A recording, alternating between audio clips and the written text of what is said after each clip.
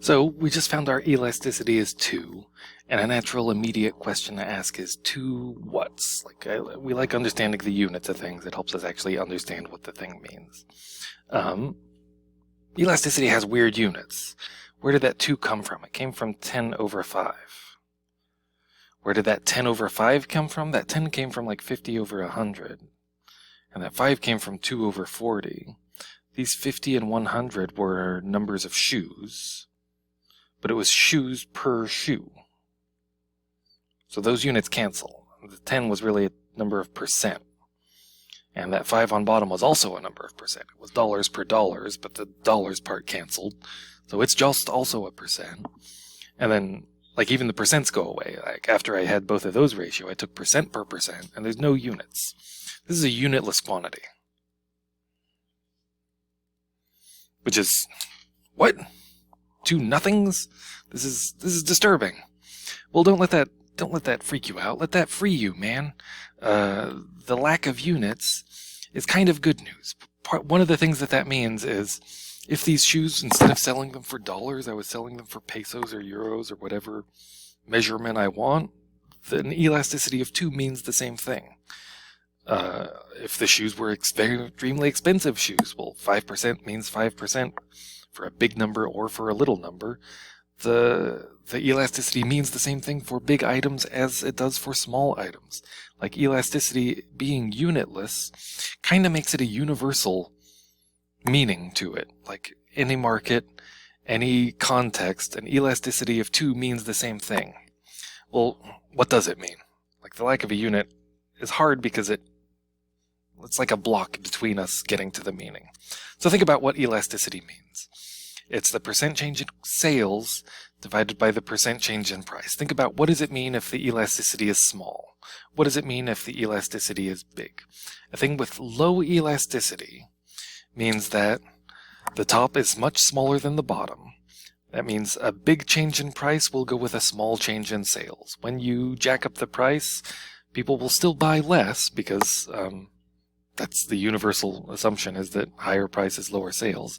But the amount they buy less is smaller than you would expect from the change in price. 5% price hike corresponds with a sales dip of less than 5%. That's saying that people are buying this, like, people are not sensitive to price. That's the word they use. Consumers are not price sensitive.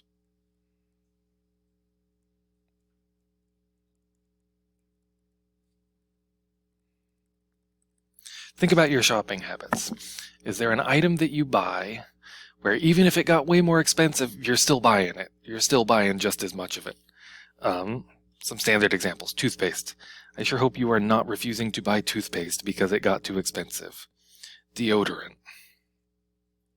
Like, things that you need a fixed amount of no matter what. It's not like deodorant's cheap, so I'm triple rolling today. I don't think people do that. It's not like toothpaste got cheap, so I'm brushing my teeth 10 times today instead of twice.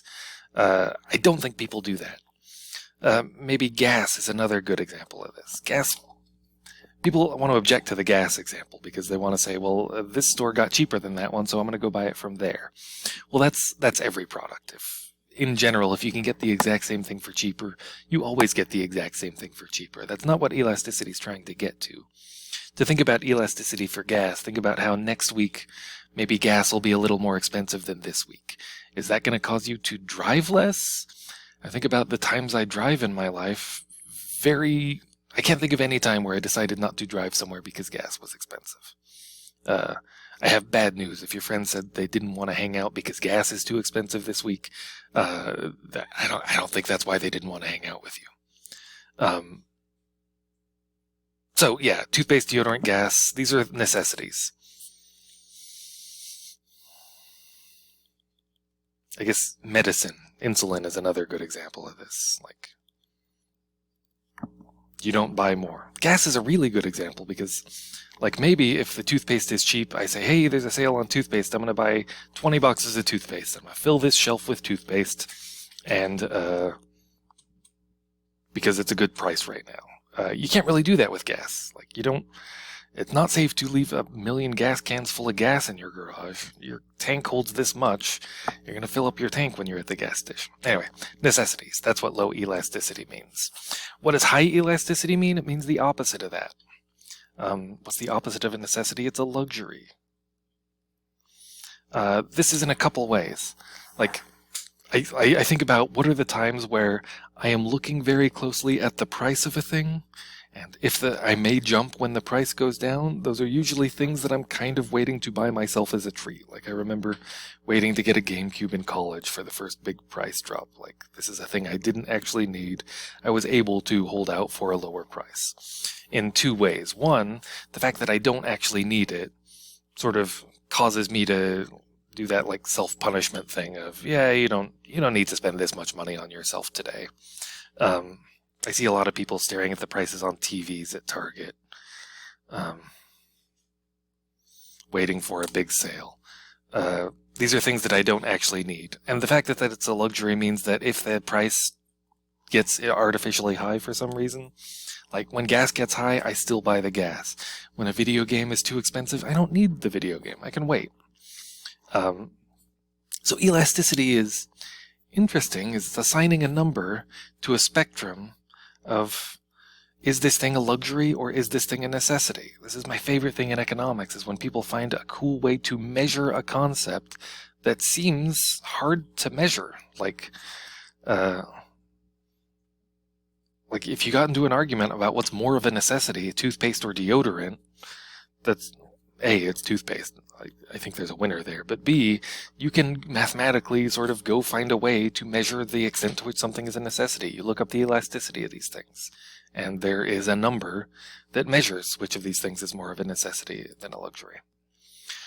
So that's what elasticity means. Where did my mouse go? There's my mouse. And these affect revenue. So this is one of these Goldilocks situations that we talked about, how if marginal revenue is bigger than marginal cost, you should increase the sales. Or if it's the other way, you should do the other thing. We had an example of this a couple chapters ago. We have that here. If elasticity is bigger than 1, we say demand is elastic. And this is the one that means a small change in a small bottom of the fraction, a big top of the fraction. A small price change goes with a big sales change. If I'm selling this item and I'm trying to make as much money as possible, I think about raising the price a little bit to make more money. No, the sales will go down by an even bigger bit, so I will not make more money. I should go the opposite direction. I should lower the price by a little bit. That'll cause the sales to go up by a bigger little bit. So if a 1% price drop gives a 2% sales increase, that'll increase our revenue. To increase revenue, we should lower the price. And if elasticity is less than 1, we say demand is inelastic. So the swap goes the other direction. If I tried to drop the price by a little bit, the sales will go up, but by an even smaller little bit. So I am the loser in that scenario. Instead of trying to lower the price, I should try to raise the price. Increasing the price by a little bit will cause the sales to go down, but it will go down by an even smaller little bit. So I'm winning on the price hike. So if I want to increase revenue for an inelastic item, I should raise the price. And this is often what the problem's going to say. It's going to say compute the elasticity and say, if I wanted to increase the price, what would I do? And I call these a Goldilocks scenario because this one, elasticity is too big, and this one, the elasticity is too small, and the borderline between them, where the elasticity is just right, is an elasticity of 1. If elasticity is 1, we say demand is in equilibrium.